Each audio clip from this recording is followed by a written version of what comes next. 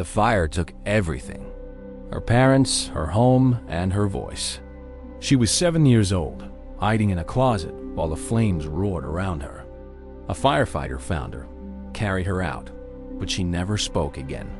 The doctor said the trauma had locked her voice inside, and no one knew how to unlock it.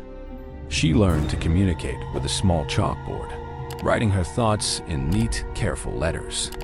She went to special schools, learned sign language, and became an expert at being invisible. She grew into a quiet, watchful woman with eyes that missed nothing.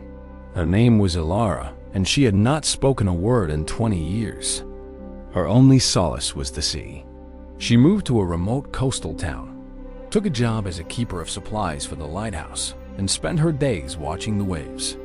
She did not need to speak there. The wind, the gulls, and the crashing water were noise enough. She was alone, and she was safe. The lighthouse keeper was a man named Caleb, a widower who had not left the island in 15 years. He was tall, bearded, and spoke to himself constantly. He talked about the weather, the ships, the loneliness that pressed against his chest like a stone. He did not know that she could hear him from the supply shed. She brought him food every week, rowing a small boat across the channel. He would meet her at the dock, take the basket, and thank her with a nod. He never tried to speak to her because he had heard she was mute. He respected her silence the way he respected the sea, quietly and completely.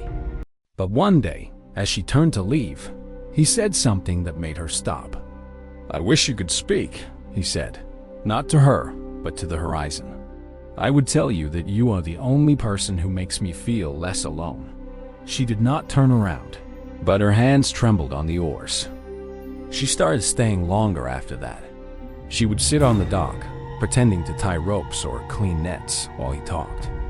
He told her about his wife, who had died in childbirth, about the daughter who had not survived, about the years of silence that had followed. She wrote nothing on her chalkboard. She only listened. He told her about his dreams, the ones he had never shared with anyone.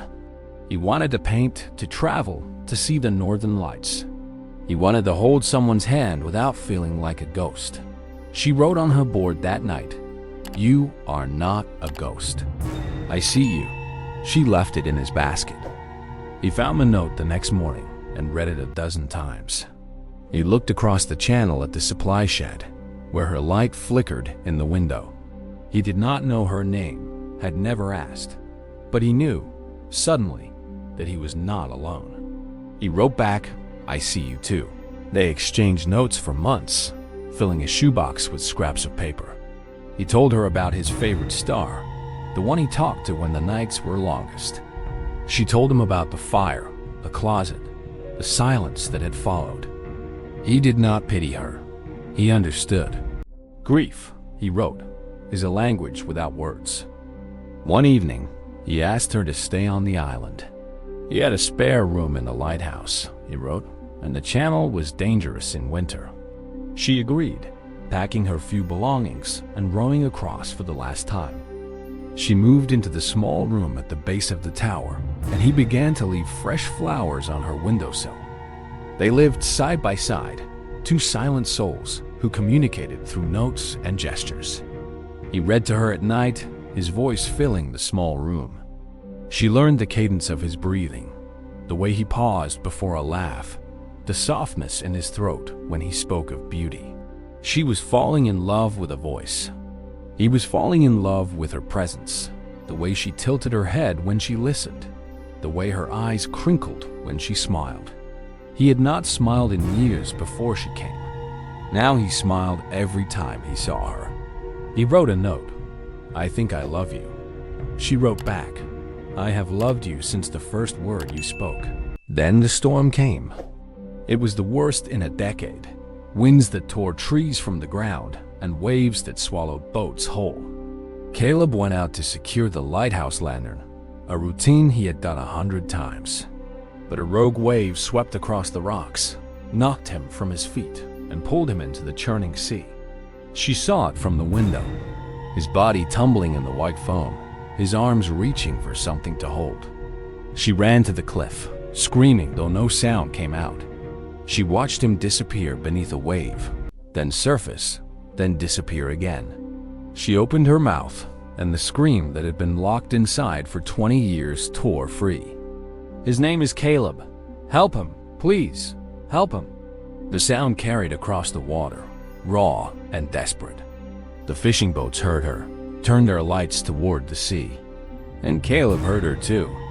He heard his name, spoken by the woman who had been silent for 2 decades. He swam toward her voice, and he did not stop. They pulled him from the water, half drowned but alive. She knelt beside him on the dock, sobbing, her hands pressing against his chest. He opened his eyes and saw her face, streaked with tears, her lips moving though no words came now. "You spoke," he whispered. "You spoke my name." She nodded, unable to speak again. The doctors said it was a miracle, a breakthrough, a crack in the wall of her trauma. She still struggled to speak, but words came now, in fragments, in whispers, in the dark hours when she held his hand. She spoke his name every night before she slept, as if testing the miracle, as if afraid it would disappear. He asked her to marry him on the cliff where she had screamed his name. He wrote the question on a scrap of paper, the same paper they had used for months. She took the paper, read it, and looked up at him. "Yes," she said. The word was small, fragile, but it was hers. He pulled her into his arms, and the sea crashed below them. They were married in the lighthouse, with the beacon spinning above them and the waves singing below.